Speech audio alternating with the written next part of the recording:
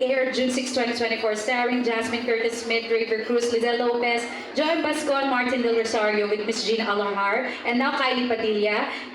Pepito Manaloto, starring Michael B, aired May 18, 2024. And of course, coming soon po, Lavender Fields on Netflix. Will be airing on August 30, starring Jody Santa Maria, Jerry Gonzalez, Janine Gutierrez with Albert Martinez, Diamond Star, Marisol Soriano, and Edu Manzano. Airing now at Vivo One, alright. Yan na, kakalimutan ko yung show. Ayan. Chasing in the Wild, starring Haya Collado, Viva Stars, and Gab Lagman. And of course, co-hosted with John Fair, Pepito Manaloto, last June 29, 2024. Upcoming films as the mother of the lead star, Sparkle artist Dominic Pangilinan as Catalina po. Airing po yan exclusively in theaters. Ako si One Film. And Metro Manila Film Festival, starring Bossing. Ayan. And